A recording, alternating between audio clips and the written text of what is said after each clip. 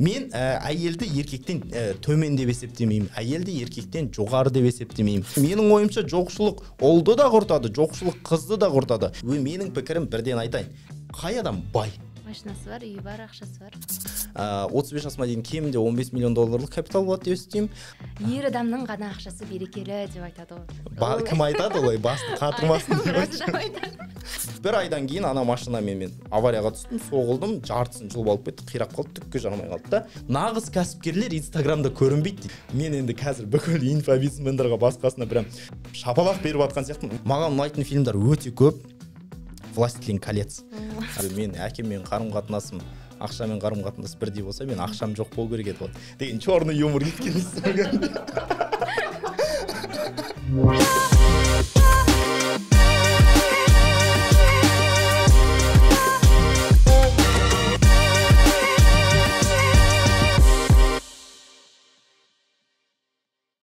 Сәлем, құрметті біздің бүгін подкасттың тыңдармандары, YouTube арнаның көрермендері. Сіздерге мен бүгінгі қонақты таныстырмас бұрын, ең әуелі біздің YouTube арнаға жазылып қойыңыздар, және біздің подкаст платформаларға міндетті түрде жазылыңыздар. Енді қонақ таныстырайын. Біздің қонақ, ол кісінің екі есімі бар. Бірі Еркебұлан, екіншісі Еркін. Енді қазір қалай атайтынымызды подкаст барысында біле жатармыз. Ең әуелі Еркебұлан, сізге сіз дейін ба, сен дейін ба? Сен дейірсің болады. Болды, келістік. Еркебұлан Әріпбай бізде қаржы маманы. Ол кісі әлеуметтік желілерде инвестиция, акция сияқты бізге бір бейтаныстау, қиындау ұғымдарды ол өте қарапайым қазақ тілінде түсіндіреді.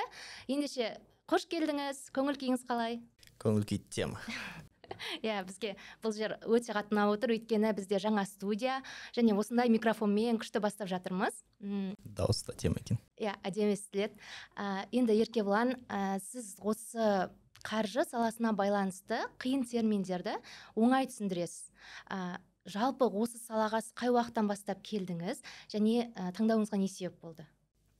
Біріншіден мен қиын терминдарды оңай түсіндірем ба білмеймін, мен енді қалай халыққа түсінікті болар деген оймен жетсем ғой. Ал өзім бұған 2018 жылы келдім. Енді мен мамандығым экономика, өзімнің салам экономика. Сонымен қатар енді мен көп жерде айтып жүрем ғой, мен досым дейтін осы акцияны сатып, біраз пайда жасады да, содан кейін мен оған қатты қызығып кеттім. Сөйтіп 2018 жылдан бастап ең алғашқы акцияларымды сатып алдым. Басында енді әрине ол жерде кішкене көп қателіктер жасадым, қателіктен ақша жоғалтқан кездер болды, содан кейін сонымен кірісіп кеттім. Енді өзімнің ойым, акция деген кезде маған бір көп ақша керек сияқты сезім болады. Дәл қазіргі өзім тауып жүрген ақшамен акция алсам бір керісінше бір құрдымға айтып қалатын сияқты сезім болады. Негізінде акция сатып алу үшін қанша ақша керек? Так, бұл сұраққа жауап беруден бұрын, мына жерде көріп отырған кісілер осы айта салайын да, акция деген не деген сұрақ болып жатқан шығар. Акция деген ол үлкен бір компанияның кішкентай бір бөлігі. Айталық, сізде мына телефонды шығаратын компания болсын, атын Алма деп атайық, иә. Осы Алма деген компанияның ішінде жұмыс істейтін адамдары бар, сатылымдары бар, үлкен компания ғой. Сол үлкен компанияның кішкентай бір 30 миллиардтан бір 30 миллионнан бір бөлігін айтсақ, соны акция дейміз. Яғни біз соны сатып алсақ, компанияның кішкентай бөлігін сатып алған сияқты боламыз да. Ал енді қаншадан бастау керек десек, оны мысал келтірейін, мысалы Фортобанк бір бізде Қазақстанда да, бір акциясы 5 теңге тұрады. Халық банк 5 теңге. Халық банк бар. Оның акциясы біреуі 100, енді әр кезде әртүрлі ғой, бірақ 130 бен 160-ның айналасында тұрады. Демек, жай ғана мысалы Қазақстанда Халық банктың иесі, біз акциясын сатып алсақ иесіміз ғой, иесі болу үшін қалтамызда бір 200 теңге болса жетеді. Ал инвестицияны мен енді айына кемінде бір 5.000, 10.000 теңгеден жасаған дұрыс деп естимін. Ал енді ақшамызды қалай бөлу керек? Мысалға бір айлық жалақымыз бар. Соған біз ай сайын салып отырамыз ба, акцияға қалай болады? Енді ол әртүрлі. Себебі бұл сала енді терең сала ғой, 200 жылдық тарихы бар сала. Сондықтан бұл жерде әркім әртүрлі ақша табады. Кейбір кісілер бар, оны негізгі жұмыс ретінде қарастырады, таңнан кешке дейін оны зерттеп отырады, содан кейін котировкалар әртүрлі дүниелерді зерттейді, алады, сатады. Біз оны трейдерлар деп атаймыз. Олар бір күннің ішінде мысалы ақша табатын сондай мүмкіндіктері бар, бірақ риск та дәл сондай да, бір күннің ішінде жоғалтатын мүмкіндіктері бар. Ал қарапайым адамдарға, мысалы айтайық, Америка халқының 50%-дан астамы инвестиция жасайды. Сондай қарапайым адамдарға бізде күнделікті олай зерттеудің қажеті жоқ, күнделікті отырудың қажеті жоқ. Ақшасының бір бөлігін ай сайын осы акция сатып алып отырса болады. Әрине бір акция ғана емес. Мысалы халық банкті ғана алып қойсақ, оның бағасы құлап кетсе ақша жоғалтуымыз мүмкін да. Сондықтан диверсификация деген термин болады. Ол біз ақшамызға бір ғана емес көп акцияларды сатып алуға тырысамыз. Сол кезде біреуі құлап жатса, біреуі көтеріліп жатады. Негізінен ақшаның қай бөлігін десек, мен ақшаны былай бөлгенді жақсы көремін. Кірісіміз бар, кірісімізді 20%-ін сақтап қоямыз, қалған 80%-ін жұмсай береміз да өзіміздің қажетімізге. Сол 20%-ның 10%-ын біз долларға ауыстырып, немесе басқа бір валютаға ауыстырып қойып қоямыз, ол мына көңіліміздің тыныштығы үшін, ал мына қалған 10%-іне акция сатып алуға болады. Қысқаша айтатын болсақ, айына мысалы 200 мың, 300 мың теңге табатын адам, сонда бір 20-30 мың теңгесін инвестиция жасап, акция сатып алып, тек қана акция емес, әркімнің көзқарасына байланысты облигация деген дүниелер болады, дәл сол сияқты сатып алып отырса болады. Ал оның енді барлығында да осы сұрақ шығар, оның жемісін қай уақытта көреді?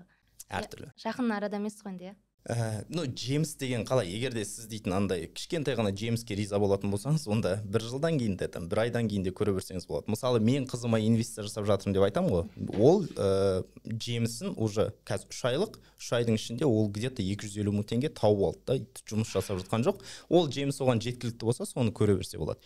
Бірақ менің ойымша, акциямен айналысу үшін әрине кішкене біздің жоспарларымыз үлкен болу керек, болашақты жоспарлауымыз керек та. Мысалы, кейбіреулер үй сатып аламын дейді 10-15 жылдан кейін, біреулер баламды оқытсам дейді Лондонға, біреулер басқа машина сатып алсам дейді. Дәл сондай ұзақ уақыттың перспективасымен жұмыс жасасақ, рискі да аз болады, және пайдасы да көбірек болады. 3 айлық қызымда ақша бар дедіңіз, уже жиналып жатқан. Ал біз ойланып жүрміз, оны жинайық па, акция қылып ал сатып алайық па деп уайымдап жүрген кезде, 3 айлық қызда оны уайымдайтын түгі жоқ, бәрібір ақша кетіп жатыр ғой, қайда кетпей жатыр ақша, жоқ, шынымен ғой, біз аз ақша тауып жүрген кезде де осылай өмір сүрдік қой, өліп қалған жоқпыз да. Ал одан кейін көбейді табысымыз әлі сол күйіншедеміз да. Мүмкін саяхатқа шыққан шығармыз, мүмкін басқа бір қымбат не сатып алған шығармыз, бірақ расымен әлі жинаған жоқпыз. Бұл енді көп ересектің бір қателік сияқты. Қателік болғанда, бізде просто ақша жинауға қатты культ емес қой. Мысалы, мен YouTube-тан көрем, кейбір атақты кісілерді айтады да, ақша деген тұрмау керек, ақша жұмыс жасау керек, жай ғана тұрған ақшаның пайдасы жоқ, ақша түсті ма, оны жұмса, саған берекетін береді. Білмеймін оның қандай екенін, бірақ менің ойымша ақшаны жинау керек. Бірақ әрине, ол ақшаны жинаудың өзінің мөлшері болады да. Ол кезде мысалы бізге ақша түсті, бірден 50-60%-ін сақтап қойып, өзім дейтін 30%-не 40%-ін ғана өмір сүрем десем, ол әрине қате да. Бірақ айталық, ақша қайдан түседі? Мынандай дүниені айтайықшы. Кейбіреулер айтады, ақша қайдан келеді десең, көп еңбек ету керек дейді. Бірақ ақша мен еңбектің ешқандай қатысы жоқ қой. Себебі ақша мен еңбектің қатысы болса, онда ең көп еңбек ететін шахтадағы кісілер, мысалы, ешқандай қарсылығым жоқ та. Шахтадағы кісілер немесе мысалы мұғалімдер өте көп еңбек етеді. Солардың барлығы ең бай болу керек, бірақ қарайтын болсақ, ең көп ақша табатын кісілер әдетте аз еңбек ететін адамдар да. Демек, біз ойлануымыз керек. Так, ақшаның еңбекке ешқандай қатысы жоқ та. Еңбекке ешқандай қатысы жоқ. Ақшаның неге қатысы бар десек, мен енді өзімнің зерттеулерім бар, менің ғана емес, енді мен ғылым саласындағы адаммын ғой. Сол басқа ғалымдардың зерттеулері бар, әртүрлі кісілердің зерттеулері бар. Ақшаның ең көп орналасатын жері ол белгісіздік дейді, немесе біздің тілмен айтқанда риск, белгісіздік. Және басқалардың сұранысын қамтамасыз ету. Енді қарайық. Ашып көрсетейін бе қалай екен? Көрсетейін ба? Онда бір мысал келтірейін. Айталық, мен өзім курсымда осы мысалды көп айтам. 2 түрлі адам болсын, бір кісінің аты Адик болсын, бір кісінің аты Еркебұлан болсын. Сосын олар бір ауылға барды делік. Мына жерде бір ауыл тұр. Ол жерде адамдарда су жоқ. Бірақ мына жерде бір 5 километр жерді қарасақ, бір су жатыр да, бұл ауылдағы адамдар білмейді. Сөйтсек, бұл адамдарда ақша бар екен. Сосын мына Адик пен Еркебұлан тұрады да, ақша таудың жолын қарастырады. Так, мыналардан қалай ақша тапсақ дейді. И Адиктің ойына мынандай ой келеді. Так, бізде күшті мақал бар. Еңбек етсең емерсің деген мақал. Еңбектің наны тәтті, жалқаудың жаны тәтті деген мақал бар. Давай мен еңбек етейін дейді да, бір шелекті алады да, ішіне 10 литр сияды, әр литрін 100 теңгеден сатылады. Тұрады да, мына барып бір шелекке суды толтырып келеді да, 10 литрді айтады 1000 теңгеге сатады. Оған бір 3 сағат кетеді да. Күніне солай 4 рет барса, ол 10 литрдан 40 литр алып келеді, 4000 теңге табады, дұрыс па? Ал мына Еркебұлан тұрады айтады, так, ақша еңбекпен ақшаның қатысы жоқ. Давай мен бір жақсы бірден ойлап табайын, мына сұранысты қанағаттандыратын. Ол кішкене рискованный шаққа барады. Себебі ол өзінің қолында осыған дейін бар ақшасын барады да, басқа бір жерден шланг сатып алып келеді, 5 километрлік та, шланг сатып алып келеді да, мынаны жалғайды, оған уақыт кетеді, бір айдай уақыт кетеді. Бірақ ол уже бір рет жалғап, бір рет рискқа барып алғаннан кейін, күніне мына ауылдағыларға шлангыны былай, мынау кранын бұрап, ашып, жабу арқылы. Көп еңбек емес қой, ашасын, жабасын да. Оп-оңай, ашасын, жабасын. Сол арқылы күніне анау адик сияқты 40 литр су емес, күніне уже 400 литр су бере алады да. Демек қарайтын болсақ, Еркебұлан уже ары қарай қатты еңбек етіп жатқан жоқ. Оның істеп жатқан бір ғана дүниесі сұранысты қанағаттандырып жатыр. Осыған дейін істегені рискті мойнына алды. Демек, ақша ол сұраныс пен рисктің арасында жатады да. Бұны мен не үшін айтып жатырмын? Жаңағы адамдардың ақшасы ғой. Адамдардың не үшін ақша жинау керек деген сұраққа келеміз ғой. Ақша не үшін жинау керек? Себебі мына біздің жинаған ақшамыз басында міне 10%-тен долларға ауыстырып қойдық жинайды. Басында ол түк емес, ақша емес. Бірақ 1 жыл, 2 жыл, 3 жылдан кейін ол ақша кәдімгідей көзге көрінетін болады. Біздің зарплатамыздың, жалақымыздан мысалы 4-5 есе көп болады да. Сол кезде біз ойлаймыз, так, мен мына жұмысымды жоғалтып алсам, онда ничего страшного. Менде ана жерде доллармен ақшам жатыр. Мен мысалы кәсіп ашатын болсам, провал болса, басқа болса, ештеңе етпейді. Менде себеп көңіліме тыныштық беретін ақша жатыр. Демек, адамдар көбірек ақшаны жинайтын болса, оларға көбірек рискқа баруға мүмкіндік болады. Ал көбірек рискқа баруға мүмкіндік деген ол не? Ақша рискта жатыр. Демек, көбірек ақша табуға мүмкіндік бар. Сондықтан да мен ақша жинама, ақшаны шаша бер, түскен ақшаны қайтадан жұмса, ондайлар жақсы көрмеймін да. Ақшаны жина, ақшаны инвестиция жаса, ақшаны көбейт, сол кезде көбірек рискқа барасың, көбірек ақша табасың деп есептеймін. Сосын осы жа пікір айтатындар, мүлік сатып алуға да қарсы да, үй сатып алма деп айтады. Ондай пікірлерді естігем, бұл қаншалықты дұрыс? Жылжымайтын мүлік сатып алуға болмайды деген пікір. Неге болмайды? Жылжымайтын мүлік сатып алсаң, ол саған пайда түсірмейді деген түсінікті айтады. Жыл өткен сайын саған пайда келмейді, оның есесіне квартирада тұра бер, пәтер жалдап тұр, бірақ өйтіп сатып алуға қарсылық білдіреді. Хорошо, мен түсіндім. Бізде Қазақстанда біріншіден мынаны айтып алу керек. Квартирада тұру ол оңай шаруа емес та. Себебі бізде ол нарық андай регуляцияланбаған, ол жерде барлығы прозрачный дейді, ашық түрде жүрмейді, документациясы ашық түрде жүрмейді. Үйдің иесі мен квартиранттың ортасындағы келісімдерге байланысты. Сондықтан егер де бізде Қазақстанда квартирада тұрсаң, түсінуіміз керек, біз ол жерден шығып кету мүмкіндігіміз, бізді шығарып жіберу мүмкіндігі қашанда бар. Мысалы айтайық, Америкада басқа жерде болса, сен квартирадан ешкім шығарып жібере алмайды да саған. Сен ол жерде там келісімдер сондайлар болады. Бізде ондай мүмкіндік жоқ болғандықтан, соны ойластыру керек. Бізде почему-то барлығы ең біріншіден выгода, пайданы ойлайды, бірақ пайдадан бөлек мына көңілдің тыныштығы деген бар ғой да. Көңілдің тыныштығы ол маңызды, себебі көңілің тыныш болса, сен рискқа бара аласың. Тыныш болмаса рискқа бару қиын ғой. Немесе эмоциональный заттарға ғана барасың. Квартирада тұрсаң, сен көңілің тыныштығы кішкене қиындау болады. Мен қазір үйім бар Алматыда, бірақ мен квартирада тұрам. Бірақ енді жақсырақ, мен үйімнен гөрі жақсырақ квартирада.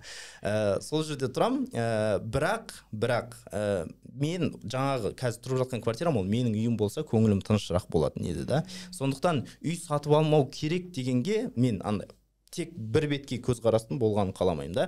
Егер де көңілдің тыныштығына бір үй керек болса, сатып алыңыздар. Ипотека алам десеңіздер, 15%-дан төмен ипотекалар қазірге жақсы да, соны ала берсе болады. Бірақ инвестиция ретінде квартираны сатып алу деп айтатын болсақ, ол да болады. Бірақ ол тек қана квартираға инвестиция жасаған өте қате жол. Неге? Себебі сіздер мысалы, осы көріп отырған кісілер, Крыша KZ бар ғой біздің. Крыша KZ-та кіріңіздер да, Алматыдағы пәтерлердің 1 квадрат метрінің бағасының қалай өзгергенін қараңыздар 2008 жылдан бері. 2008 жылдан бері өзгерісін қарасақ, теңгемен Алматыдағы квартиралардың бағасы 2 еседен артық көтерілген. Қателеспесем, қазір нақты цифрасын айта алмаймын, бірақ қателеспесем, 2008 жылдар где-то 300 теңгенің шамасында болды. Қазір 1 квадрат метрі 300 мың теңге. Қазір 1 квадрат метрі 700 мың теңгенің шамасында. Яғни 2 еседен астам көтерілген, теңгемен жақсы пайда табуға болады. Бірақ доллармен қарайтын болсақ, 2008 жылы сол 300 мың теңге деген қанша доллар? Где-то $1800 болып қалады да. 1800 жоқ, даже 1800 ба, 2000 доллардың шамасында болып қалады. Қазір 700 мың теңгені қарайтын болсақ, 2000 доллардан аз. Демек, біз қараймыз, доллармен квартираның бағасы көтерілмеген, түсіп кеткен. Керісінше төмен қарай түсіп кеткен. Ана жерде жақсы бір график көрсетілген, жасылмен, теңгемен көтеріліп жатыр. Сіздер осы салып қойсаңыздар болады. Олай доллармен түсіп жатыр бағасы.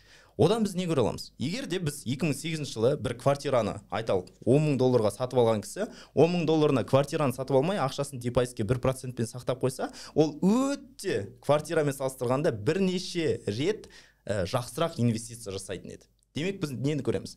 Квартира ең жақсы инвестиция емес. Акцияға сол уақытта салатын болсақ, біз 10 мың долларды бірнеше еселеп қайтарып алатын еді. Мысалы айтайық, 10 мың долларымыз қазір 50-60 мың доллар болатын еді, жай ғана тиіспей бір рет сатып алып қойсақ. Осындай салыстырмалы дүние болады. Бірақ бұл ни в коем случае тек қана акцияға инвестиция жаса дегенді білдірмейді. Тағы да айтамын, ең бірінші кілт ол диверсификация. Яғни квартираға мүмкіндігіміз бар ма? Квартираны алу керек. Мысалы, менде Астанада мысалы квартирам бар да, акцияға инвестиция жасау керек. Мен акцияларды аламын. Облигация деген дүние, алтын деген дүние болады да. Әртүрлі инструменттер бар. Барлығына инвестиция жасса, ол бізге жақсы. Себебі квартираның бағасы соңғы 10 жылда доллармен түсіп кетті деген, ол өмір бақи түсті дегенді білдірмейді. Экономикада циклдар болады. Мысалы, 10 жылда бір актив жақсы көтерілсе, келесі 10 жылда басқа актив көтерілуі мүмкін. Сонда экономика сонда циклдармен жұмыс жасайды да. Сондықтан да біз әлемдегі ең ақылды адамдар емеспіз, иә? Біз жай ғана қарапайым адамдармыз. Қарапайым адамдар экономиканы терең зерттеп, циклдарды болжап, ондай қажет емес. Диверсификация жаса, әртүрлі активтерді сатып ал, біреуі саған көмектеседі, біреуі түсіп жатса, біреуі көтеріліп жатады. Солай біздің капиталымыз көтеріледі. Біреуін доллар, біреуін алтын, біреуін акция деген сияқты әртүрлі қылып, иә? Иә, депозитке салып қойын, теңгемен ұстау керек, доллармен әртүрлі жерде ұстау керек. Енді бұл әрине мұның барлығы жақсы, күшті кеңестер, бірақ енді бізде енді барлығына былай топырақ шашпайын, бірақ қазақтарда өзінің қолы жетпейтін дүние болса да кредит алу деген дүние бар. Яғни ақшасы жоқ, бірақ жоқ ақшаға бірден зат алып қояды, қымбат дүние, немесе той жасайды. Енді расына келгенде ол ақша өзінде жоқ қой, бірақ кредитке алады деген сияқты. Осы нәрселер жалпы не себеп болуы мүмкін? Яғни біздің әлі күнге шейін кейбір ересектердің өзінің ақшасын дұрыс жұмсай алмай жатқанына, оны жинай алмай жатқанына, немесе осы айтқан дүниелер сияқты акция, бір доллар жинау деген сияқты дүниелерді ескермей жатқанына не себеп болуы мүмкін қазақтарға? Да, ең біріншіден кредит деген не екенін түсініп алайық та. Инвестиция деген түсінікті да, біз өзімізге мысалы еркебұлан 5 жылдағы еркебұланға процентімен ақша қайтарып беріп жатыр да 5 жылда еркебұланға, 5 жылдан кейінгі еркебұланға. Ал кредит деген как раз 5 жылдан кейінгі еркебұланға біз процентпен ақшаны тартып алып жатырмыз. Кредит түсінуіміз керек. Біз бүгін бір кредит, өзімізде ақша жоқ та, бірақ біз кредит алып бірдеңе сатып алсақ, яғни ертеңгі еркебұланның ақшасын тартып алып жатырмыз да. Дәл солай. Бізде соны көп адамдар түсінбейді. Кредит деген ол бесплатный ақша сияқты көрінеді да. Ал енді той жасау, кредитқа, тағы да басқа деген дүниелердің себебіне келетін болсақ, оның бір нақты себебін айту қиын да. Бірақ менің ойымша ең жаман себептердің бірі ол біз анандай, мен басқа халықтар туралы ештеңе айтпаймын, бірақ мен қазақ болған соң қазақтар туралы айта алатын шығармын деп ойлаймын. Біз кішкене мақтаншақпыз. Шыны керек, мақтаншақпыз да. Ой, мен қазір кеше ғана сөйлесіп отырмын да, біреу айтады, вот мен досым үйленіп жатыр, қызына қалың малға 2 миллион теңге сұрапты, анау кредит алып қалың мал беріп жатыр дейді. Мен сол кезде ойлаймын, анау, оның ата-анасы кішкене ойланбай ма, қызын дейтін ана жерде қалың мал алу үшін, қыз енді үйленіп жатқан кезде 2 миллион теңгені күйеу кредит қалып жатыр. Ол уже үйленді, уже кредиттағы, уже қиналып жүрген адам болады да, уже қаржылық шұңқырға түсіп жатқан адам. Ата-аналары соны көре тұрады да, оларға қалың мал бермесең үйленбейсіңдер деп айтады. Вот сондай бар екен. Мен оны көріп, естідім да, кішкене көзім мынандай үлкейіп кетті. Сөйтіп айтады екен. Неге десем, олар айтады. Егер де сен қалың мал дұрыс бермесең, үйленгеннен кейін сен олардың алдында сүмірейіп жүресің қашанда дейді. Немесе ыңғайсызданып жүресің, жақсы араласамайсың. Біреулерге айтқанда да иә, себебі көршілер келеді екен, туыстар келеді екен да, қалың мал бермепті. Ұятай, немесе қалың мал 2 миллион берді деп, сондай мақтану да, басқаның көзінше. Ел не дейді, жұрт не дейді, анау не дейді, сондай дүниемен өмір сүргенді жақсы көреміз. Сондықтан мен анадан қалып қалмайын деп, машина аламыз, анадан қалып қалмайын деп, той жасаймыз, анадан қалып қалмайын деп. Менің ойымша кішкене адамдар жауапкершілікті өзіне алу керек сияқты да. Ел не десе о десін. Сенің балаңның болашағы елдің сөзінен маңыздырақ. сенің өзіңнің болашағың елдің сөзінен маңыздырақ. Сен ертең ана жерде қаржының шұңқырына кіріп шыға алмай жатқан кезде елдің сөзі сені алып шықпайды. Иә, ел саған қолдауы мүмкін, ой, аман бол, бәрі жақсы болады деп та, немесе біз жаныңдамыз деп айтуы мүмкін. Бірақ қолыңды созып сені ешкім шығарып алмайды. Сен өзіңді өзің ғана шығарып аласың да. Сондықтан ел не дейді деп кредит алған адамдар, сіздерге айтайын, алмаңыздар. Мен енді жасы 27-ге келіп не өмір көрді деп жатсыздар ғой, бірақ мен жасым 27-ге келсе де қаржылық құзға түсіп жатқан адамдарды талай көргем, алдыма талай келген, және олардың проблемалары ұқсас. Ел не дейді деген дүниеге қатты көңіл аудармау керек.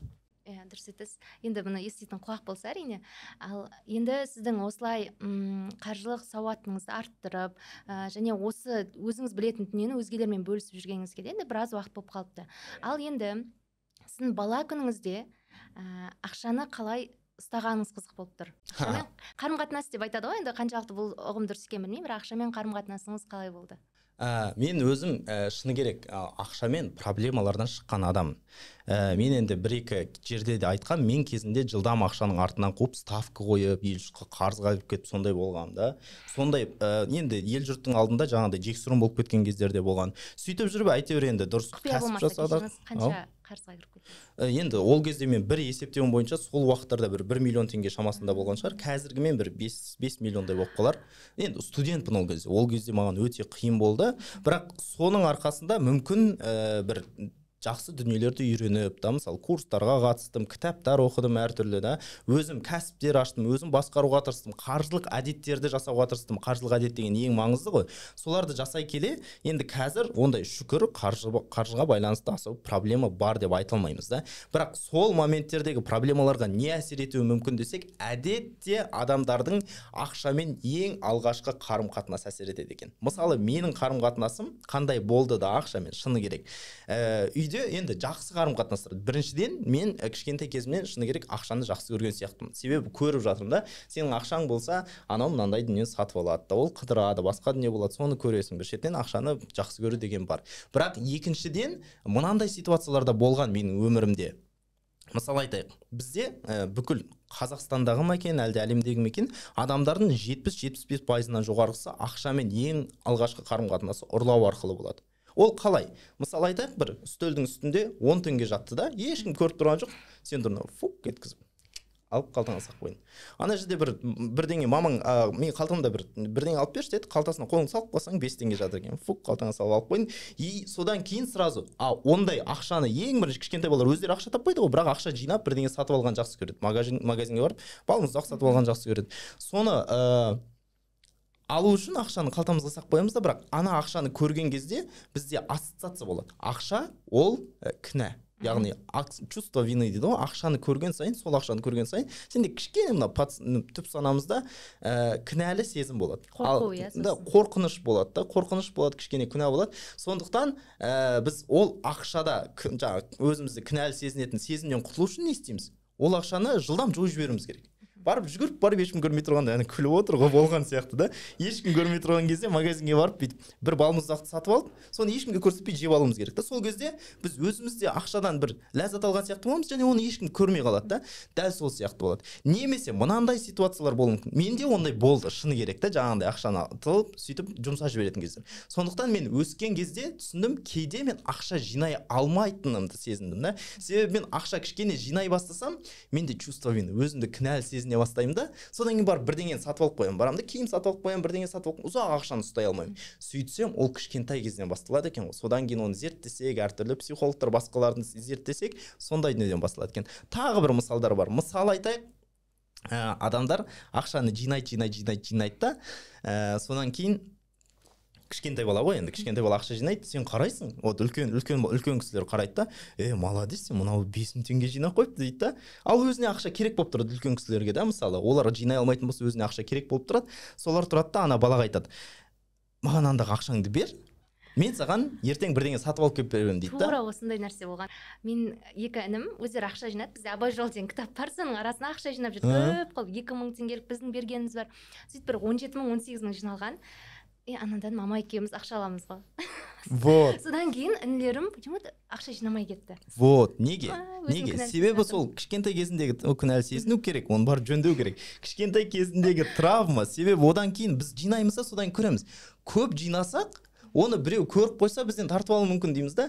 Біз уже мынандай адамдар пайда болады да. Ақшаны жинайды, белгілі бір сомаға жеткен кезде соған бірдеңе сатып алу керек. Немесе ақшаны жинау үшін обязательно бірдеңе сатып алам деген мақсат қою керек. Онсыз ақша жинай алмайтын адамдар болады. Мысалы, мен MacBook сатып алам, сол үшін ақша жинаймын дейді да, MacBook сатып алам деген мақсат қоймаса ақша жинамайды. Бірақ түсінуіміз керек, ол дүние бізге байлық болмайды да. Байлық деген дүние ғана емес қой, байлық деген капитал. И біз ақшаны тек қана бірдеңе сатып алам, немесе тек қана Мальдиваға барам деп жинасақ, онда бізде капитал жиналмайды, бай болмаймыз, дәулетті болмаймыз да. Сондай травмалар болады. Ондай травмалар өте көп. Мысалы, кішкентай кезінде ата-анасы ақша жоқ деп айта берсе, кейіндері де ол дейтін өзінде ақша болу мүмкіншілігі бар екенін қарастыра алмайды. Өзіне анады нужно позволить себе дейді ғой, сондай өзіне ақша болу мүмкіншілігі. Сондай травмалар көп болады. Сондай травмалардан әрине менде ақшамен жақсы қарым-қатынастарда болды. Андай соның арқасында қазір кішкене жақсырақ болып жатқан шығар. Бірақ сонымен қатар травмалар да болды да. Солардың барлығымен күресіп, міне алдарыңызда қазір отырмын.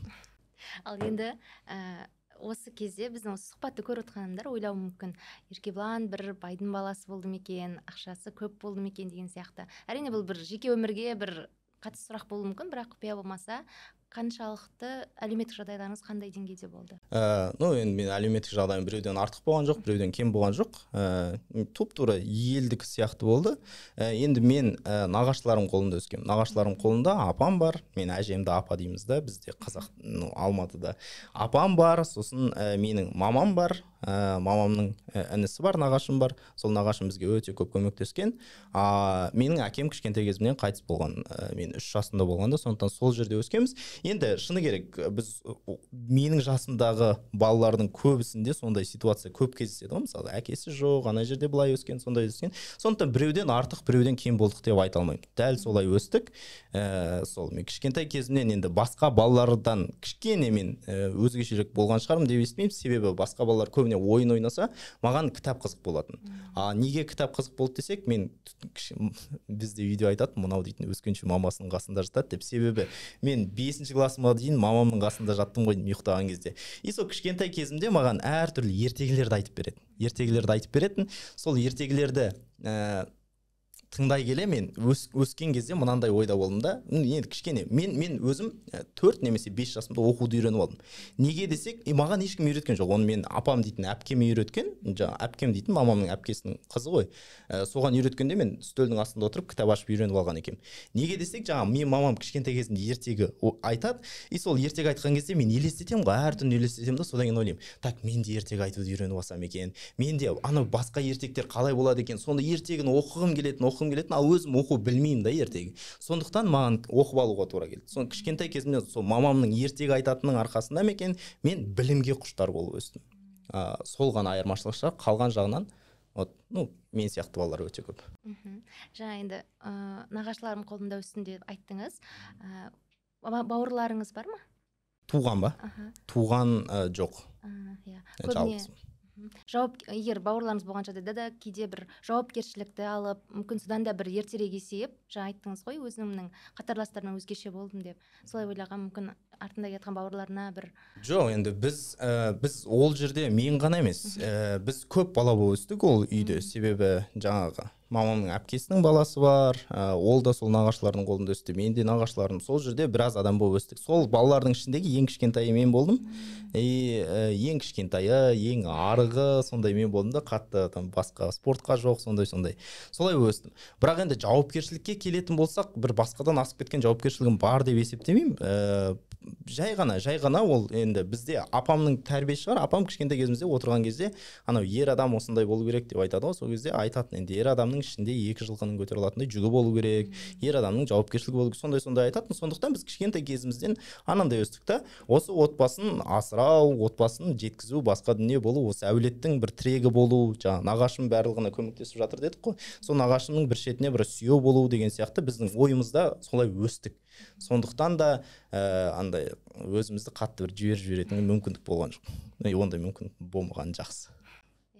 Сіздің осы парақшаларыңызды қарап отырмын, Инстаграм болсын, Телеграм болсын.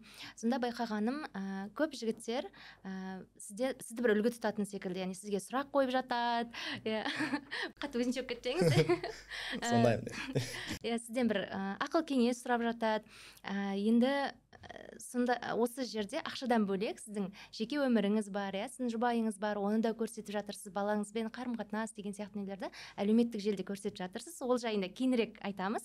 Ал енді қазір айтқым келіп тұрғаны, біз ақша дегенде кей психологтар айтады, адамның осы жұбайымен, жалпы қыз жігіт болғандағы қарым-қатынас ол анасымен қарым-қатынасына байланысты, яғни баяғы өткенге кетеді.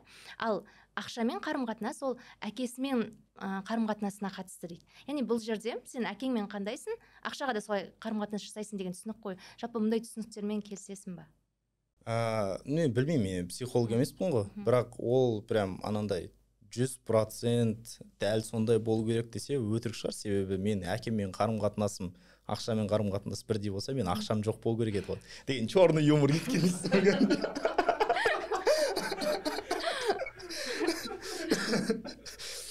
Білмеймін енді, тек әкенің ақшаға қандай қатысы бар екенін шыны керек мен білмеймін. Себебі ақша ол белгілі бөлек әлем ғой, әке ғана емес. Менің ойымша кейінгі кезде анандай көп болып кетті ғой, нужно простить своих родителей, нужно проработать своих родителей. Мен білмеймін, сен дейтін ата-анаңда нең бар да, ата-анаң өзінің өмірін сүрді, саған беретін берді, чамасы жеткенше сені өсірді, басқа қылды. Ары қарай сен ересексің ба, сен өзіңді проработай да, өзіңмен жұмыс жаса. Сондықтан сен өзіңнің бәрібір жетістігіңді, проблемаңды барлығын ата-анаңа келіп мә деп тіркеп қою дұрыс емес деп естимін. Әркімнің өзіне өмір беріледі, өзінің өмірін өзі сүреді, өзінің шешімдерін өзі қабылдайды, өзінің жауапкершілігі өзінде. Сондықтан менің ақшама байланысты дүнием ол әкеме байланысты, әйеліме байланысты дүнием анама байланысты деп айтудың қажеті жоқ сияқты. Әйелің, ақшаң, ал ата-анаң ол бөлек. Сен олардың баласың да, солай ойлаймын мен. Психолог болмағандықтан мен солай тіке ғана ойлай аламын. Осы жерде тағы бір нәрсе есіме түсіп отыр деп бәрін айта береді. Әйелдің ақша тапқаны оның берекесі болмайды. Ер адамның ғана ақшасы берекелі деп айтады ғой. Кім айтады олай? Басты қатырмасын деп айтады. Жалпы осы ақшада береке бар дегенге көзқарасың қандай? Мен ақшада береке бар деп есептеймін. Себебі берекесі, мысалы мен талай адамды көргенмін, айына бір 5 миллион, 10 миллион табады, айдың ақшасы айға жетпей жатады. Бірақ айына бір 200-300 мың табады, үйлерінде береке, барлығы бар, барлығы жеткілікті, ондай адамдар болады. Берекелі ақша, берекесіз ақша деген болады менің ойымша. Және ол береке адамға бір аспаннан жоқтан беріледі деп есептемеймін, ол берекені үйренуге болады. Менің ойымша береке деген ол қаржылық сауаттылық. Және мен мынандай ақша бар деп есептеймін, бақытты ақша, бақытсыз ақша деген дүние бар деп есептеймін. Ол қалай? Бақытсыз ақша деген, сен біреу саған ол ақшаны ренжіп берсе, былай ой осыны мәш жарайды деп. Немесе біреуді алдап, арбап ақшаны албасаң, сенің қолыңа түскен ақша бақытсыз болады деп есептеймін. Ал бақытсыз ақша ертең басқа ақшалардың бәрін айтады, мынаның қалтасына келмеңдер, бұл жерде жаман, бәріміз бақытсыз ба деп. Бақытты ақша қалай келеді? Бақытты ақша сен біреудің алғысы арқылы келеді да, мысалы, красавчик, мына курсың, мысалы мен курс жүргізсем, мына курсың өте пайдалы болды деп жаңағы ақшасын берсе, содан кейін өмір бақи сен туралы риза болып жүрсе, ол ақшаң бақытты да, бақытты ақша басқаны шақырады. Осы жерде бірден айтайын, көріп отырған адамдар, мына жігіт эзотерик бірдеңе деп ойлап қалмаңыздар. Оның кәдімгі практикалық түсіндірмесі бар. Біз бақытты ақша бақытсыз деп түсінікті болу үшін өзімізге айтып аламыз ғой, бірақ бақытты ақша деген алғыспен келетін дедік та. Ал ол қалай басқа ақшаны шақырады? Ақшаның тілі жоқ қой. Ол қалай шақырады? Егер де сіз менің курсымды алдыңыз делік та, ал мен мысалы берекелі болуға тырысам, мен ақшамның бақытты болғанына тырысам. Сол үшін мен сізге барынша керемет сервис жасаймын. Сізді оқыты, білім алып, дамығанша сізбен бірге кураторлар барлығын жасаймын да. Сіз маған соншалықты риза боласыз, маған ақшаңызды бақытты қылып бердіңіз, бірақ ертесі күні сіз не істейсіз? Сторисқа саласыз, мынаны үйрендім дейсіз. Сол кезде сізге біреу жазады, қайдан үйрендің десе, сіз маған алғыспен ақшаны беріп тұрған соң, мен ішіңізде алғыс толып тұр да маған. Сіз тұрасыз, анда Еркебұлан деген кісі бар, содан оқыңдар деп. Яғни мына ақша сіздің аузыңызбен маған басқа ақшаны шақырады. Ол сервис деп аталады да, немесе репутация деп аталады. Сондай ақша бар деп есептеймін мен. Сондықтан сол ақшаның берекесіне қарай. Әйел мен еркекке келетін болсақ, мен әйелді еркектен төмен деп есептемеймін, әйелді еркектен жоғары деп есептемеймін. Менің ойымша Құдай тағала адамды жаратты ма, адамды менің ойымша сенің дейтін әйел болғаннан кемсің, мына болғаннан артықсың деп жаратты деп есептемеймін. Талай әйелді көрген берекелі, талай еркекті көрген берекесіз. Керісінше де талай еркекті көрген берекелі, талай әйелді көрген берекесіз. Менің ойымша оның барлығы адамдардың мына мінезіне, сезіміне, алған біліміне, өмірлік тәжірибесіне байланысты деп есептеймін. Үйіңде әйелің ақша таба ма? Пожалуйста, керемет. Әйелің ақша таппай ма?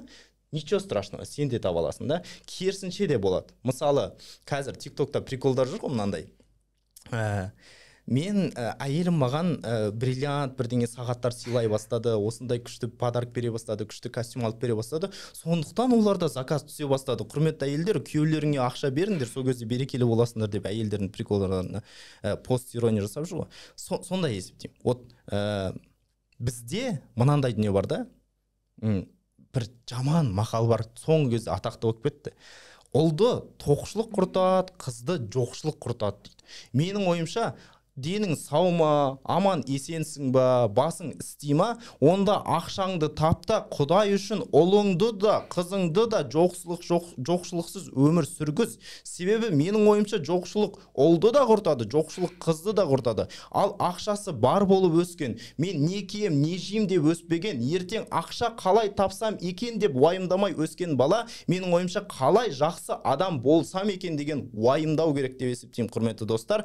Сондықтан да біз баламызды тәрбиелеген кезде деп ақшаны беріп қойғанымыз жеткіліксіз. Ақша оларға беретін минимальный дүние. Ары қарай біз оларға қалай жақсы адам болуды үйретуіміз керек. Сол кезде менің ойымша ана көшеде, жаңа парковкада келе жатсаң самокатпен да, самокат тұратын жерде біреу Land Cruiser 200 қап-қара, соны самокат тұратын жерге қойып қояды. Менің ойымша сол кісіні кішкентай кезінде қалай жақсы адам болсам деп уайымда деп ешкім тәрбиелемеген сияқты. Себебі ана ойламайды, мына самокатпен келе жатқан қаншама адам бүйтіп айналып жолға шығу керек. Жолға шықса ана машина оларды қақып кету рискі бар. Сондай біреудің өміріне жауапкершілігі бар болып кетеді деп ойламайды да. Сондықтан менің ойымша кішкене адамдарға сол сезімді үйрету керек деп есептеймін. Ал бізде өкінішке орай осы қаржылық сауаттылық болмағаннан, адамдар кішкене болашақты көп ойламағандықтан, немесе ұлды тоқшылық құртады деген сөзбен оларға жоқшылыққа жіберген кісілерде менің ойымша жақсы адам болуға тәрбиелеуге уақыт жетпейтін сияқты. Сол. Дұрыс айтасыз, келісем. Енді менде тағы бір сұрақ. Осы ақшаны таптық, тауып жатырмыз, көбейіп жатады. Сол кезде бір ой келеді. Папама сыйлық алып берсем екен, бір қымбат, бірақ бірдеңе алғым келеді, немесе мамама алып берсем екен деп алып беріп жатқандар да бар. Қымбат машина, қымбат үй, бірақ әлі өзін кейбір кісілер толықтырмайды, әлі өзіне керек затын, әлі өзінің қалауын орындамай жатып, ата-анасына немесе бауырларына қымбат сыйлық алып беру, бұл қаншалықты дұрыс? Бұл да бағана сіз айтқан ақшадан құтылудың бір жолы ма? Сондай болуы мүмкін. Немесе енді көп ата-аналар мысалы балаларын өсірген кезде мен сені өсірдім, жеткіздім, бақтым, қақтым, ары қарай сен мені бақ қақ деп айтуы да мүмкін, әртүрлі болуы мүмкін ғой енді. Бірақ менің ойымша кез келген адам, енді мен біреуді сынамайын, біреуді мінемейін, ол менің пікірім бірден айтайын. Мен өзіме ғана қатысты, басқа біреуге пікірімді қажет етпеймін да. Менің пікірім өзіме ғана. Менің пікірім қандай? Вот адам ең бірінші орынға өзін қою керек деп есептеймін. Ол әкесін емес, шешесін емес, басқан емес, өзін қою керек деп есептеймін. Оған бірнеше түрлі түсіндірулер бар да. Мысалы, дін жағынан қарайтын болсақ, енді дінге сенетін адамдар әртүрлі болуы мүмкін да. Мен барлығыңыз діни адам деп айтпай қойын. Дін жағынан қарастыратын болсақ, онда адамның өмірі біздің берілген рухымыз, тәніміз, жанымыз, ол бізге берілген аманат сый да.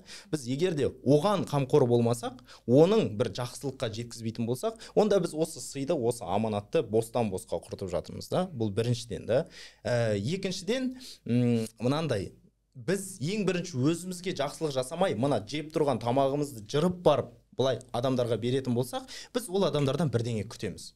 Мынау маған жеткілікті деңгейде рахмет айтса екен. Мынау кейін маған бірдеңе жасаса екен деп. Сондықтан біз өзіміздің аузымыздан жырған кезде біздің миымыз түсіну керек қой. Не үшін беріп жатыр мынаны? Мен жеу керек тамақты не үшін басқа біреу жеп жатыр? Сол кезде миымыз түп санада бір жауап іздей бастайды. Мүмкін оның рахметі маған ләззат сыйлар. Оның мынандай дүниесі маған ләззат сыйлар. Себебі адам дейтін сондай ләззат, сондай дүниені іздейді ғой енді. Сондықтан егер де біз ананы машинаны алып бердік та, бірақ сол машинаны ол сындырып қойса, немесе машинаны дейтін тура сол кезде енді қалаған жасай алады ғой берген соң. Сондай бірдеңе істесе, мүмкін біз ренжи бастаймыз. Немесе мүмкін рахмет айтпаса, мүмкін біз ренжи бастаймыз да. Сондықтан сондай қарым-қатынасты бұзбау үшін, басқа үшін мен машина алып беру керек демеймін. Алып бер машина. Бірақ ең бірінші өзіңе қажетіңді жасап ал. Өзіңе қажетіңді жаса, содан кейін ата-ананың қажетін жаса. Менің ойымша, ата-ана өмірде сенің балаң болмау керек деп есептеймін. Ата-ана сенің ата-анаң болып қалу керек. Егер де ата-анаң сенің мында барсам ба, оған ақша керек еді деп сенен сұрап тұрса да, мына жерде жасасам ба деп, оның барлығына сенің аузыңа жалтақтап тұра берсе, жалтаңдап тұра берсе, сен оның көлігін әпер, киімін әпер, басқасын әпер, бүкіл жағдайын сен ғана жасаса, саған тәуелді болып қалса, ол сенің балаң болады да. Ал қандай ата-анаға өзінің баласының аузына қарап, соған жалтаңдап отқан ұнайды? Менің ойымша ешқандай ата-анаға ұнамайды да. Сондықтан біріншіден сен ата-анаңа жағдайын жасайсың ба? Тоже оның менің ойымша подход дейді ғой, оның келетін жолдары бар. Сен ата-анаң жағдайын жасайсың ба? Ата-анаң өзін саған тәуелді сезінетіндей жасауға болмайды деп есептеймін. Мысалы, ақшаны бересің ба? Бір рет берді, вообще сұрама, не болды, бірдеңе бердің ба? Все болды, өзі біледі не істейді. Машинен бердің ба? Все болды, өзі біледі не істейді. Қой, машинен алды, бүгін дейтін барып өртеп жібере ма? Өз еркі. Сондай болу керек деп есептеймін. Бұл біріншіден. Екіншіден, қандай ата-анаға өзін, егер де баласы өзінің аузынан жырып тұрып, қиналып тұрып, ақшаны жинап, машина алып бергені қандай ата-анаға ұнайды? Менің балам, мысалы, менің қызым өсіп жатыр да, бұйырса, менің қызым өзінің өмірін барынша қиын қылып, бүкіл ақшаны жиып теріп, маған машина бергенін мен қаламайтын едім. 5 тиынға керек емес ол машинесі маған бар ғой, өзі бақытты болсын, өзі аман болсын, өзінің денсаулығы жақсы болсын, өзінің өмірі жасасын. Сондықтан ата-анаң сенің алдында өзің кінәлі сезінбеу үшін, басқа үшін сен өзіңнен жырып басқаға беру керек деп есептеймін. Өзіңнің жағдайыңды жаса, сол кезде басқаға бергенің де берекелі болады. Ешкім сенің алдында өзің кінәлі сезінбейді, себебі машинені сен өзіңе де папаңа да алып жатсың да, сен дейтін басқалардан жауап та ештеңе де күтпейсің. Солай есептеймін. Ол бірден айтайын да, дисклеймер, ол менің ғана пікірім. Басқаша ойлайсыңдар ма? Құдай үшін комментарий жазыңдар, ойлаңдар. Мен оқып, олардың басқа көзқарастарды оқып, мүмкін ойымды да өзгертіп қалармын. Бұған енді бір себеп, мынау қазір әлеуметтік желідегі блогерлердің ата-анасына машина алып беріп жатқан, үй алып беріп жатқан. Қаншама еңбек, қаншама тер деген әңгіме. Осы әннен мүмкін сол әсер ететін шығар. Әрине әсер етеді, себебі енді инфобизнестағылар ғой олар да. Мен өзім инфобизнестағы адаммын ғой, мен курс сатамын, басқа дүние болады да. Инфобизнеста мынандай дүние да, сен дүниеңнің бар екенін көрсетесің да, мынандай сөз бар ғой, не продавай знания, продавай образ жизни деген дүние бар ғой.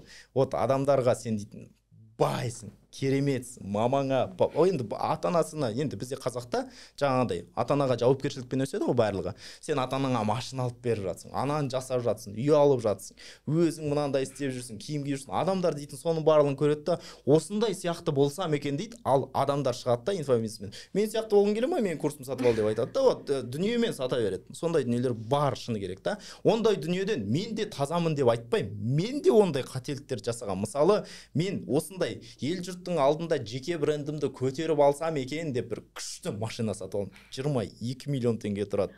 Ешка 17 жылғы Мерседес, полный комплектация. Сөйтіп істедім, ниетім таза болмады ма? Бір айдан кейін ана машинамен мен аварияға түстім, соғылдым, жартысын жұлып алып кетті, қирап қалды, түкке жарамай қалды да. И содан кейін мен бір жақсы ойға келдім. Біріншіден, ең бірінші сол кезде ойға келген, Құдайға шүкір дедім. Құдайға шүкір, себебі осы жерде менің жанымды емес, менің жаным ана машинені алып кетті да, темір терсегімен кетсін, сол қалсын да. Бұл бірден. Екіншіден, мен тәубеме келдім сразу. Тәубеме келдім, Еркебұлан, сен енді арт жағыңды ойла, алды артыңды ойла, сен дүниемен ел жұртқа сыйлы боламайсың да, дүниемен сен басқаның жақсы көзқарасын аламайсың. Сен ел жұртқа сыйлы болатының, ол сенің жақсы әрекеттерің, сенің мінезің басқа. Бірақ осы кезде айтуы мүмкін, өтірікші, бірақ елдің барлығы дүниемен сыйлы болып жатыр ғой. Сен қандай киім киесің, встречает по одежке деген сөз бар ғой, қандай киім киесің, қандай машинамен жүресің, соған сыйластық болады ғой деп.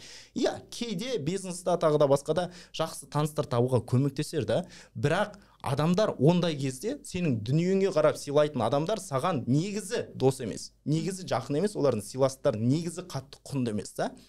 Сондықтан, иә, сондай болуы мүмкін, бірақ вот сондай өмірлерге қатты қызығудың қажеті жоқ. Мынандай бір парадокс бар. вот жақсы сұрақ қой. Тема бір сұрақ бар. Қалай ойлайсың? Екі адамды салыстырайық. Бір адамның шотында 1 миллион доллары бар. Тағы бір адам бар, оның шотында 200 мың доллары бар, бірақ мықты машинасы бар. Үйі бар. Олардың бағасын қосқанда как раз таки 800 мың доллар шығады, бірақ даже одан да қымбат болуы мүмкін. Қай адам бай сен ойынша? Машинасы бар, үйі бар, ақшасы бар. Да, солай елдің бәрі айтады да.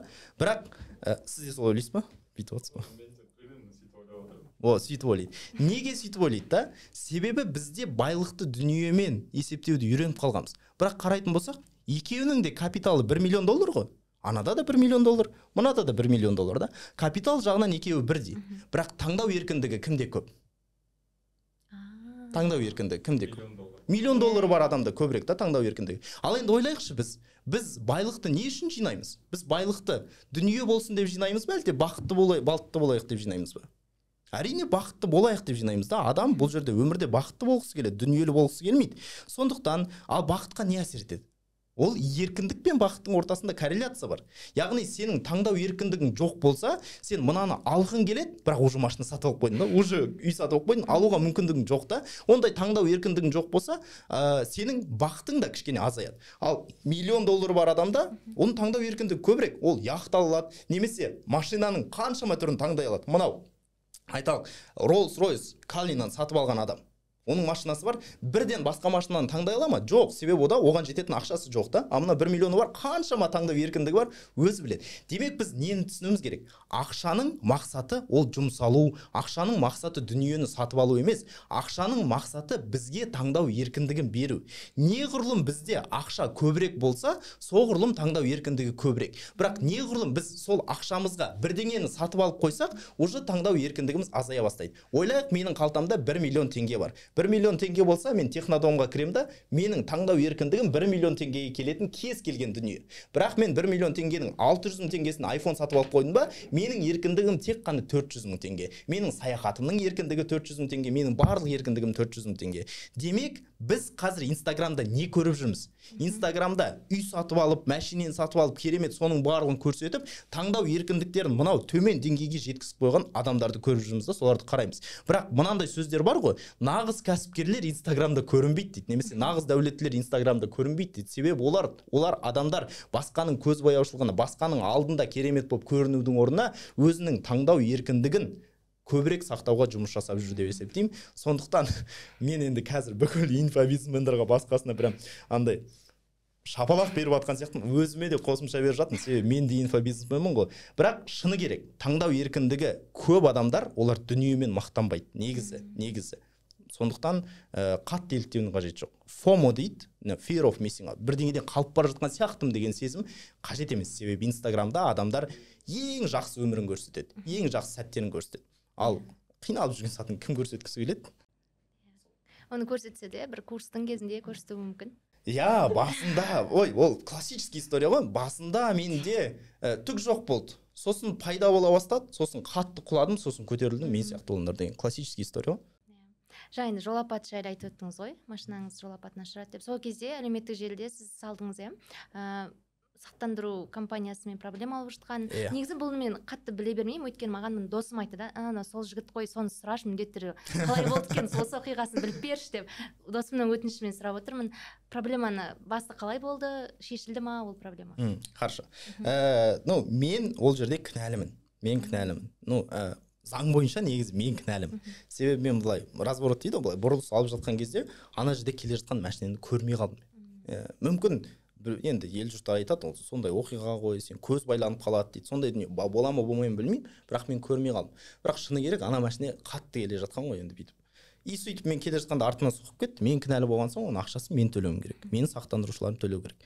Бірден айтайын, қымбат машинелеріңіз болса, каско деген бар, сондайды албаңыз. Мен алған жоқпын. Ән алам, мін алам деп жүрдім да, соны алмай қалдым. Бірақ әдеттегі страхование болды да. Содан кейін маған жаңағы менің машинем қирап қалды. Оған ақшаны ешкім қайтармайды, бірақ енді ана кісінің де ақшасын қайтару керек қой. Сондықтан жаңағы страховойға барсам, маған ақша бермей қойды. Freedom маған ақша бермей қойды. Сразу антилик реклама деп қоясың ғой. Жоқ, енді шындық қой ол. Маған ақша бермей қойды. Содан кейін мен Freedomның офисына бардым, басқа жерге бардым. Мен ары бері жүгіртті, енді орысша сөз бар, зафутболили дейді. Мен доп қылып былай тепті, ортасында жүрдім. Бірақ ең аяғында олар маған ақша бермейтін болып есептеді. Неге? Себебі олардың системасында қате кеткен ба, датасы дұрыс емес болып қойған. Менде машинамда қазір страхование жоқ сияқты болып қойған да. Бірақ тура сол вин-кодпен тағы бір қосымшасы бар екен. Сөйтіп жүріп әйтеуір мен заңгерлерді жалдадым, юристті жалдадым, досудебный претензия жасадым. Сөйтіп жатып әйтеуір олар ақша беретін болды. Қазір ана кісінің ақшасын беріп жатыр. Плюс еще соттан кейін мен де үстіне қосымша ақша төлейтін болдым. Жақсы болған екен. Да.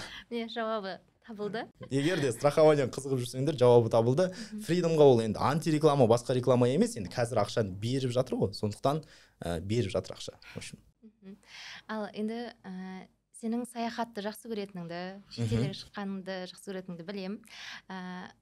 Өзіңе ең қатты ұнаған қай шетел, және оны сол елдің Қазақстанмен Барселона, Еуропа. Және оның Қазақстанмен салыстырғанда не нәрсе ұнады? Негізі шетелде қалар ма едің, тұрар ма едің, сондай мақсатың бар ма? Барселона ұнайды маған бірінші орында. Барселонаны көрмеген кісілер болса, сіздерге айтайын, евротур жасайын, бірдеңе жасайын деп. Ол қайтесіздер евротурды бар ғой, бір 10 күнге барасың да, көп Европаны көріп сен бардың ба? Иә, 2 апта. Шаршайсың, қатты шаршайсың да.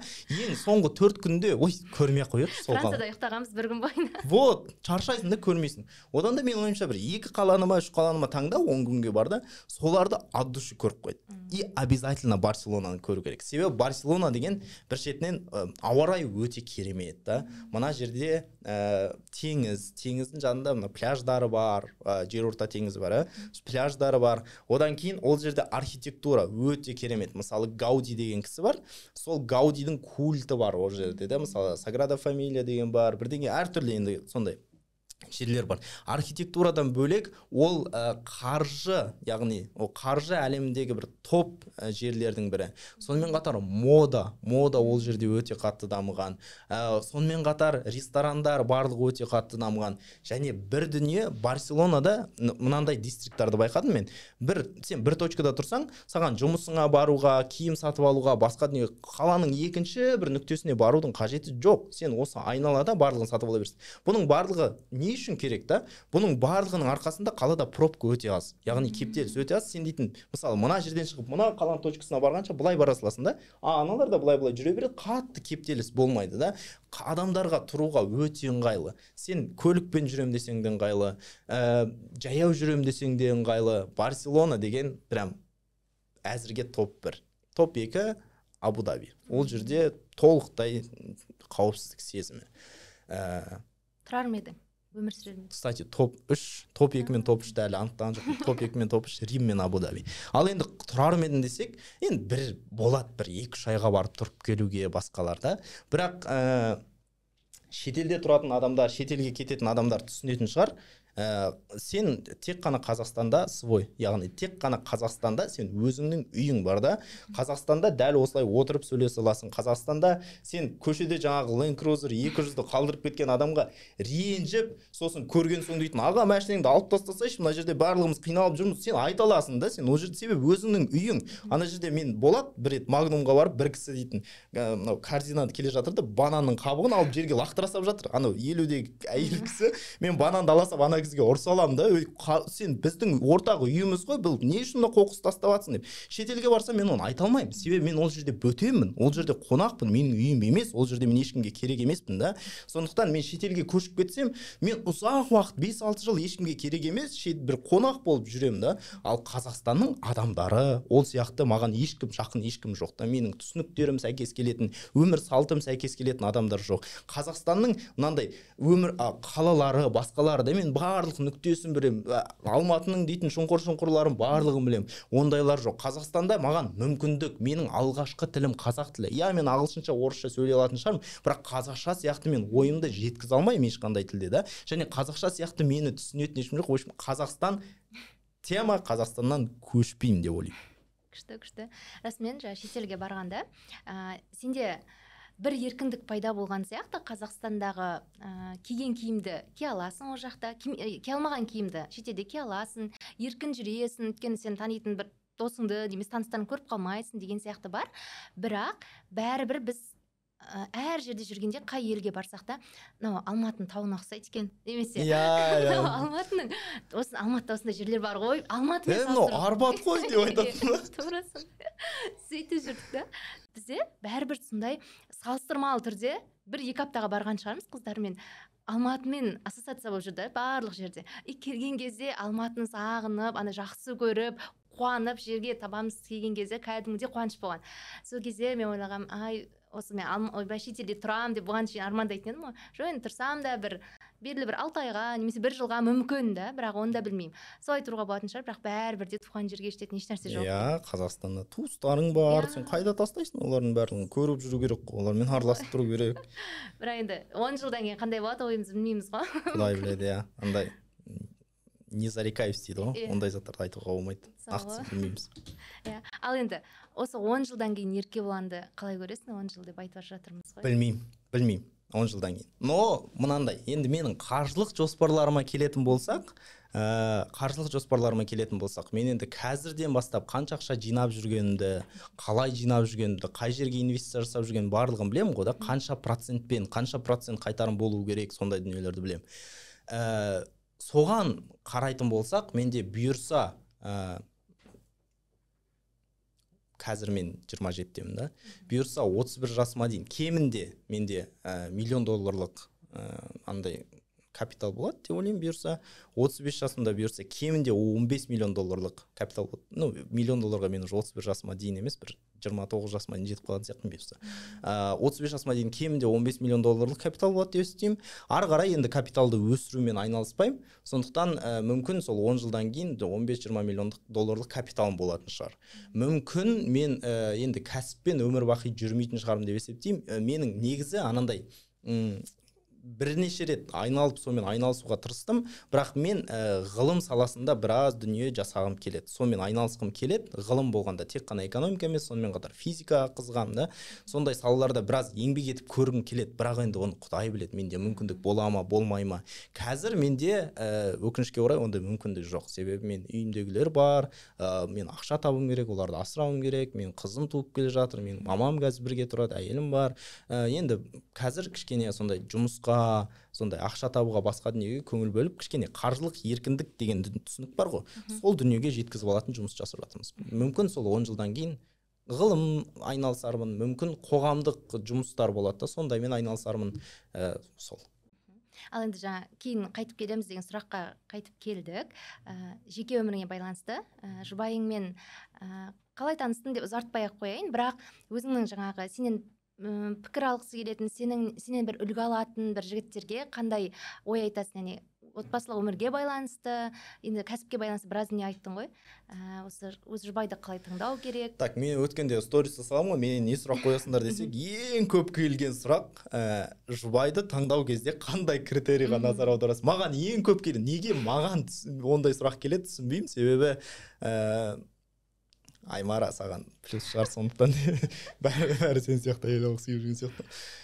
Қандай критерийға білмеймін мен. Енді әйел таңдағанда андай үйленетін кезде енді мен оны таңдадым деп айта алмаймын. Ол да мені таңдады ғой, екеуміз бір-біріміз таңдадық. Сол кезде мынандай болу керек деп ойлаған жоқпын. Бірақ мен ойымда әйелім қандай болса екен десе, сол кезде ойлайтын. Біріншіден кішкене менде білім бар да, бірақ кішкене ақыл аздау деп ойлаймын. Енді аздау дегенде қатты аз емес шығар, бірақ ақылым тым көп емес деп, мудрость дейді ғой оны. Сондай менде тым көп емес деп ойлайтын. Сол кезде ойлайтын, менің әйелім кішкене ақыл тоқтататын болса екен. Себебі мен эмоциям бар, көріп отқан шығарсыздар, сөйлеген кезде де өзім ұстай алмай кетемін ғой. Эмоцияларым бар. Кейде мысалы тіке айтып қоямын, ойымдағы дүниені адамдарға айтып қоя беремін да, кейде ренжітіп қоямын, кейде мысалы қызуғандылық болады. Сондай дүниелер әртүрлі бар да. Сол кезде маған бір тоқтам айтатын адам болса екен деп мысалы да. Я кешке қарай үйге келген кезде мынаны мүмкін бүйтіп жасаймыз, мүмкін сондай кішкене ақылы бар қыз болса екен деп ойлайтын. Ондай болған жоқ қазір. Повезло. Менің енді жұбайым қазір кішкене ақылы бар қыз. Кішкене дегенде менен гөрі кішкене ақылы бар қыз. Дейміз ба? Маған тең деп айтайықшы, екеуміз бір-бірімізге теңбіз. Солай ойлайтын. сондықтан себебі анандай да, ақылы бар қыздар, олар үйде де басқа жерде де жолын табады деп ойлаймын да. Мысалы ата анамен қарым қатынаста да, себебі ол бөтен жердің келген қызы үйге келесе бәрі идеальны болып кетпейді ғой. Мысалы да, менің мамаммен бірден шүйіркелес болып кетпейді да. Сондай дүниелерде әртүрлі жолдарды іздеуге тырысады, конфликт болады, оларды шешу, сондай әртүрлі дүниелерде шешім табылатындай болса екен деп ойлаймын. Сондықтан егер де еркебұлан болсаңыздар, сіздер де ақылды әйел алғыларыңыз келетін шығар. Бұл біріншіден да. Екіншіден, маған кейде мен шешімді жылдам қабылдаймын, өте жылдам шешім қабылдаймын, бірақ кейде батылдығым жетпей қалатын кездер болады, масштаб жетпей қалады да менде. И сондай кездері, мысалы, бір уақыттар болды, мен бір дүниені сатып алу керек болады, бір дүниеге инвестиция жасау керек болады. Сол кезде өзімді былай итере алмай тұрған кезде маған анандай айтатын адам болды да, өй, ала бер, или өй, жасай бер, көретін көреміз. Болмай бар жатса, мен кейде уайымдап қалсам, мынандай, ақша таба алмай қалам ба, мынаған барлығын салып тастасам мына кәсіпке, одан бірдеңе шықпай қалса, бірдеңе деп ойсам, болмай бара жатса басқа жаққа көше саламыз, болмай бара жатса мен өзім жұмыс жасаймын, сондай әңгімелерді айтады да, қолдау деп айтады ғой. Содан кейін енді мен қалай мен қорқып тұрам да. Сол кезде сондай қолдайтын адам болса деп ойлайсың, сондай. Бірақ бір четкий критерий жоқ деп есептеймін. Әркімнің өзіне сай адамды іздеу керек шығар. Сол ұзақ шешім қабылдаудың қажеті жоқ. Ал енді бағанадан бері сенің жалпы осы кәсіпке байланысты, ақшаға байланысты, саяхатыңды да айттық, жеке өміріңді де қозғап жатырмыз. Енді адамдарға сенің қандай кітапты, қандай киноны және қандай әншіні тыңдайтының қызық болатын сияқты. Сол үшін соны бір-бірден айтып шықсаң. Кино, кітап оқысаң егер. Кітап, кино, әнші. Кітап оқысаң. Жоқ, енді оқымайтындар да бар ғой. Әншіге келетін болсақ, енді бір түрлі мен музыка жағынан мендегі талғам бір түрлі, шынымды айтайын. Біріншіден, өте жақсы көретін әнші бар, Эминемді жақсы көрем. Оны бұрындары вообще қатты фанат болғам, қазір кішкене тоқталдым, бірақ сонда да Эминем көп тыңдаймын. Екіншіден, Шакира. Мүлде бір-біріне ұқсамайтын, бірақ Шакираны да жақсы көрем, әндерін білмеймін не. Сосын ана One Republic, One Direction дейтін сондай роктың стильдері бар ғой, соларды қатты жақсы көрем. Қазақтардан Қайрат Нұртасты қатты жақсы көрем. Қайрат Нұртасты жақсы көрем. Мираш Жүгінісовті көп тыңдаймын. Райым соңғы кезде жыртып жатыр, жақсы көрем. 91 вообще махаббат.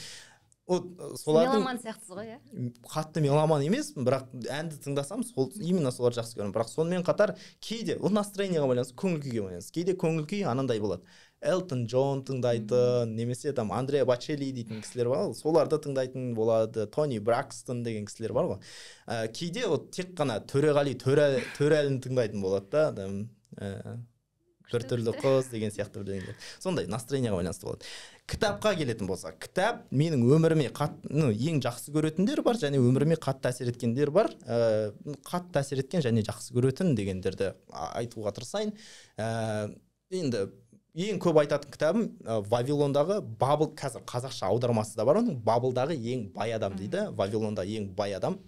Соны оқып көрсеңіздер болады. Жаңа мен айтқан қаржылық кейбір принциптер сол жерде кездеседі. Екіншіден, адам өмірде кез келген жаңа дүниені бастап, тек қана аз-аздан үзбей, бірақ аз-аздан жасасақ, сол жерде жетістікке жету мүмкіндігі бар екенін көрсететін бір кітап бар, Мартин Иден деген, Джек Лондонның. Соны оқып көрсе болады. Ол андай бизнес бірдеңе кітап емес, ол художественный литература. Сол жерде, бірақ анау персонаж прям ұнайды сіздерге. Бірақ аяғында спойлер айтпай қойын, аяғында бірақ онша емес жағдайлар болады. Жалпы өте жақсы кітап. Сонымен қатар менің қазіргі бір ой өрісіме, кішкене әртүрлі дүниені ойлаудың стильдарына әсер еткен кітаптар бар. Чак Паланиктің Бойцовский клуб. Білмеймін неге екенін, бірақ сол мен қатты көңіліме келіп қалған. Содан кейін постмодернизм дейді ғой. Содан кейін 1984 деген кітап бар да, Оруэллдың, вообще маған қатты ұнаған. Скотный двор деген, олардың бәрін орысша оқығам, қатты ұнаған. Тек қана эмоция керек болса, О мышах и людях деген бар, прям драма. енді орысша тоқтамайтын сияқты ғой. в общем тізім тоқтамайды, осылардың бәрін оқысаңыз да керемет болады. над пропаси воржи дейтін басында оқыған кезде онша ұнамаған, бірақ кейін махаббат болады, оқыңыздар. Киноға келетін болсақ, кино жөнінен мен енді кино қандай керек? Маған ұнайтын кино керек па или пайдалы деп ойлайтын кино? Бірінші өзіңе ұнайтын, сосын пайдалы. Маған ұнайтын фильмдер өте көп. Біріншіден мендегі топтарды айтатын болсақ, Властелин колец, Возвращение бәрін орысша көрдік қой, біз орысша дубляжын, сондықтан орысша айта берейін да. Властелин колец деген прям топ үш фильмі да, трилогиясы. Ең мықтысы Возвращение короля дейтін. Содан кейін Тайна Коко ұнайды, Ла Ла Ленд ұнайды. Содан кейін енді анау классикалар бар ғой, Побег из Шоушенка деген бітер бар, Зеленая миля, олардың барлығы ұнайды. Соңғы фильмдардың ішінен Оппенгеймер где-то 100-ден 135 деген рейтинг қоям, өте мықты, соңғы 5 жылда көрген ең мықты фильм шығар. Сонымен қатар режиссерлардан көрсеңіздер болады. Мысалы Дэмиен Шазельдің фильмдары, тема фильмдар көріңіздер. Соңғысы Вавилон деген фильм тоже керемет. Одан бөлек Ноланның фильмдары Мементодан бастап өте керемет. Тенет деген тоже, Довод деген күшті фильмі, соңғысы көбіне өтпеді, бірақ тема. Тарантиноның фильмдары қатты жақсы көрем. Прибытияны түсірген, атын қалай ұмытып қалдым, кешіріш, да. Бірақ Прибытие деген фильмді көріңіздер, да. Бегущий по лезвию, сол режиссердің фильмдарын айта берейін. Дюна керемет. Фильм жағынан менен сұраңыздар, мен сізге топ 100-ді айтып берем, солардың барлығын көрсеңіздер болады, да. Пайдалы деп есептейтіндер енді әртүрлі. Мысалы, пайдалы деп есептеймін. Мысалы, соңғы кезде бір фильм шықты, маркетинг жағынан өте пайдалы. Ол Air Jordan бар ғой, Air Jordan кедай шығарған. Сол туралы фильм болды. Соны көріңіздер. Большой прыжок деп аталады, да, сол керемет фильм, соны көріңіздер. Пайдалы дейтін Основатель деген Макдональдс туралы, соны көріңіздер. Содан кейін В погоне за счастьем деген бар, да, как раз соны көріңіздер. Как раз бизнесқа, сатуға, маркетингқа қажетті. Ал егер де мынандай фондовый рыноктан осындай шабыт алғыларыңыз келсе, шабыт үшін Уолл-стрит деген фильм бар, ескі, соны көріңіздер. Кейін ғана Волкс Уолл-стрит емес, Уолл-стрит деген фильм бар, 2 түрлі бөлімі бар, соларды көріңіздер, фондовый рынок туралы жақсы білім береді. Сонымен қатар Игра на понижение деген бар, сол Кристиан Бейл ойнайтын, как раз ол реально біздің 2008 жылдағы кризис туралы болған. Сол жерде кішкене терминдар туралы білімдерді береді, соны көрсеңіздер болады. Документалкалар көріңіздер, сериалдардан міндетті түрде Друзьяны көріңіздер. Друзья деген Friends ағылшынша дубляжбен көріңіздер, өте керемет болады. Сосын Теория большого взрыва деген бар, көріңіздер. Аниме көретін болсаң, айта берейін ба, тоқтайын ба? Анимені жалғастыра беремін. Анимеден біреуін айта салыңыз, өйткені аниме жақсы көретіндер көп қой. Аниме. Соңғы уақытта бір күшті аниме көрдім, Рагнарёк деген. Netflixта топ 100. Күшті. Ал енді осы сұхбатымыз аяқталып қалды. Енді менің орнымда сіз болсаңыз, Еркебұланнан не сұрайтын едіңіз? Білмеймін. Не қалып қойды деп ойлайсыз? Так. Білмеймін, жеткілікті шығар. Мүмкін басқа сұрақтар қалса, келесі сұхбаттарды күтесіздер. Немесе мен YouTube каналыма келіңіздер, Instagram'a жазыңыздар, сұрайсыздар. Рахмет көп. Бізге келіп, осындай өзіңіздің жалпы қаржы жағынан, ақша жағынан, жалпы өмір жағынан, даму жағынан бізге пайдалы ақпараттарды бөліскеніңізге көп рахмет. Расымен егер де қалып қойған нелер болса, бұйырса алдағы сұхбаттардан көрерміз. Бұйырса. Қоштасып алсаңыз болады. Сізге де рахмет көп, осылай сені де айтамыз деп келістік қой. Саған да рахмет көп, осылай әртүрлі сұрақтарды қойып, кішкене менің дейтін андай ел жұртқа мені таныстырып жатқаныңа да. Ал осы жерде отырған көрермендер, сіздерге алдын ала рахмет. Маған хейтерский комментарий жазбай, өте күшті комментарийлар жазып жатқандарыңызға, ойларыңыз мен келіспей жатса, біз конструктивті сын жазып жатқандарыңызға рахмет. Бірақ жалпы менің көрермендерім осыны көреді ғой, сондықтан мені қолдап жүрген адамдар, менің парақшамда бұрыннан бері жүрген кісілер, сіздердің барлықтарыңызға рахмет. Келесі кездескенше осындай сіздердің алдарыңызда менің кішкентай да болса өмірлік тәжірибемді, көзқарастарымды бөлісіп жатқаныма рахмет. қуаныштымын. Сау болыңыздар. Құрметті көрермен, біздің бүгін подкасттың жалпы келесі қонақтар кім болған қалайсыздар, пікірге жазып кетсеңіздер болады, және осы подкасттан қандай пайдалы ақпарат алдыңыздар, оны да міндетті түрде төменде пікірге жазыңыздар. Сондай-ақ біз YouTube арнамызға міндетті түрде жазуларыңызды сұраймыз.